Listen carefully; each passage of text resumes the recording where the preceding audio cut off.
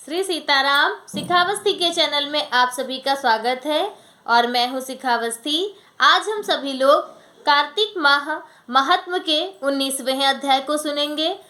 18वें अध्याय में आप सबने सुना कि किस प्रकार से जलंधर माता पार्वती के ऊपर बुरी दृष्टि डालता है, जिस वजह से माँ बहुत ही ज़्यादा क्रोधित होती है और फिर वह भगवान नारायण को आज्ञा देती हैं, उनसे कहती हैं कि अब आप उसी रास्ते पर चलिए जो रास्ता उसने दिखाया है, यानी कि आप उसकी पत्नी जलंधर की पत्नी वृंदा का पतिव्रत भ्रष्ट कीजिए, नष्ट कीजिए। तो भगवान अब आगे क्या करते हैं वो हम सभी लोग 19वें अध्याय में सुनेंगे। अपने गुरुदेव भगवान गणेश भगवान और नारायण भगवान का स्मरण करके अध्याय को प्रारंभ करते हैं।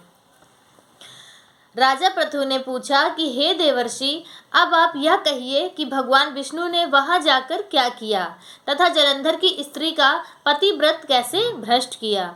श्री नारद जी ने कहा कि जलंधर के नगर में जाकर भगवान विष्णु ने उसकी पतिव्रता स्त्री वृंदा का पतिव्रत भंग करने का विचार किया। वह उसके नगर में एक उद्यान में जाकर ठहर गए और रात में उसे स्वप्न दिया। भगवान ने वृंदा को स्वप्न दिया। वह उनकी माया और अद्भुत कार्य पद्धति थी और उनकी माया द्वारा जलंधर की स्त्री पतिव्रता वृंदा ने रात में स्वप्न देखा कि उसका पति निवृत्त होकर सिर पर तेल लगाए महर्षि पर चढ़ा है। वह काले रंग के फूलों की माला पहने हुए है तथा उसके चारों ओर हिंसक जीव हैं। वह सिर मुंडाए हुए अंधकार में दक्षिण दिशा की ओर जा रहा है। उसने अपने नगर को समुद्र में डूबा हुआ देखा और इस प्रकार के बहुत से भयानक सपने देखे और फिर उसने तुरंत ही उसकी नींद खुल गई। वह जाग पड़ी और स्वप्न के संबंध में विचार करने लगी। इतने में सूर्य को उदय होते हुए देखा तो सूर्य में उसने एक छिद्र दिखाई दिया। जब वृंदा ने सूर्य को देखा तो उसे सूर्य के जो सूर्य भगवान हैं उनमें उसे छिद्र दिखाई दिया तथा वह कांतिहीन था। इसे उसने अनिष्ट जाना और भयभीत होकर रोने लगी। वह छज्जे पर गई, अपनी छत पर चढ़ी, भूमि पर उतरी, मगर उसे कहीं भी शांति नहीं प्राप्त हुई।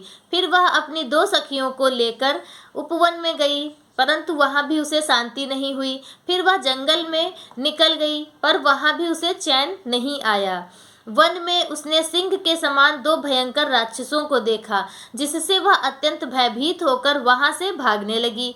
उसी समय वहां अपने शिष्यों सहित एक तपस्वी आ गया तो वृंदा उसके पैरों में हाथ लगाकर उससे अपनी रक्षा के लिए याचना करने लगी। मुनि ने अपनी एक ही हुंकार से उन दोनों राक्षसों को वहां से भगा दिया। वृंदा को आश्चर्य हुआ। वह भय से मुक्त हो मुनि को हाथ जोड़कर प्रणाम करने लगी और कृतज्ञता का ज्ञापन किया। फिर उसने मुनि से अपने युद्धरत पति के संबंध में अपनी कुशल क्षेम का प्रश्न किया।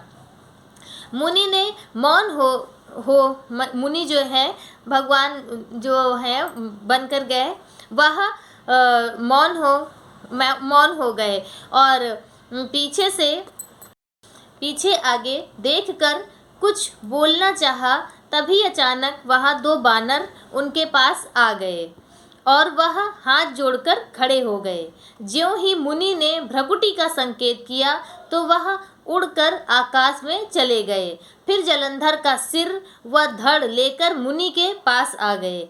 तब वृंदा अपने पति को मरा जान मूर्छित होकर धरती पर गिर पड़ी और अनेक प्रकार के वचन कहकर दारुण विलाप करने लगी। पश्चात उसने मुनि जी से कहा कि हे कृपानिधे, आप मेरे पति को जीवित कर दीजिए। पतिव्रता परायण दैत्य पत्नी ऐसा कहकर दुखी श्वासों को छोड़ती हुई मुनि के चरणों में गिर पड़ी। तब मुनीश्वर ने कहा कि वह शिव जी द्वारा युद्ध में मारा गया है, अतः वह जीवित नहीं हो सकता, क्योंकि जिसे भगवान शंकर मार देते हैं वह कभी जीवित नहीं हो सकता है। परंतु शरणागत की रक्षा सनातन धर्म है, अतः कृपा करके मैं इसे जीवित कर देता हूँ। श्री नारद जी कहते हैं कि वह मुनि साक्षात विष्णु थे, जिन्होंने कि यह सब माया फैलाई थी। वह वृंदा के पति को जीवित करके अंतर ध्यान हो गए। जलंधर ने उठकर वृंदा को गले लगाया और उसका मुंह चूमा।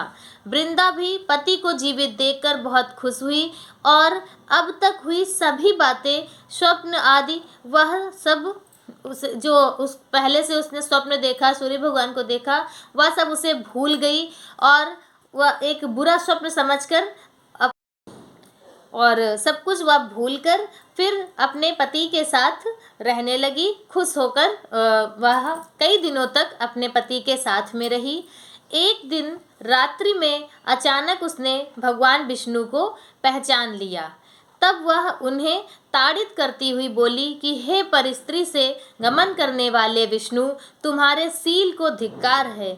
मैंने जान लिया है कि वह मायावती तपस्वी तुम ही थे। हे राजन, ऐसा कहे परम क्रुद्ध हो पतिव्रता ने अपने तेज को प्रकट करते हुए शाप दिया कि जो तूने अपनी माया से 2 राक्षस मुझको दिखाए थे, वही दोनों राक्षस किसी समय तुम्हारी भी स्त्री का हरण करेंगे और उसके विरह में दुखी होकर तुम वानरों की सहायता से वन में भ्रमण करोगे और वह सर्वेश्वर जो इस समय तुम्हारा शिष्य बना हुआ है, वह वहाँ पर तुम्हारा साथी रहेगा। ऐसा कहकर पतिव्रता वृंदा भगवान विष्णु के लाख मना करने पर भी अग्नि में प्रवेश हो गई। ब्रह्मा आदि देवता आकाश से उसका प्रवेश देखते रहे। वृंदा के शरीर का तेज श्री पार्वती के शरीर में चला गया और आकाश में जय जयकार होने लगी। पतिव्रत धर्म के प्रभाव से वृंदा ने मुक्ति प्राप्त की। तो 19वां अध्याय आज संपूर्ण हुआ।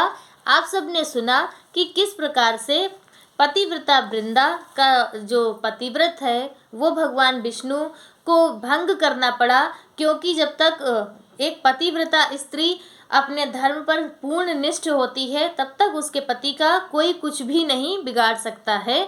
यहाँ तक कि भगवान भी उसका कुछ भी नहीं बिगाड़ सकते, उसका कुछ भी नहीं कर सकते हैं। इसीलिए भगवान को यह कदम उठाना पड़ा। और आगे की अब कथा में हम सभी लोग सुनेंगे कि आगे क्या होता है, कैसे जलंधर अब मारा जाएगा और वृंदा का जो शरीर है वो तो माता पार्वती में समाहित हो गया, क्योंकि वो भगवान की एक लीला है।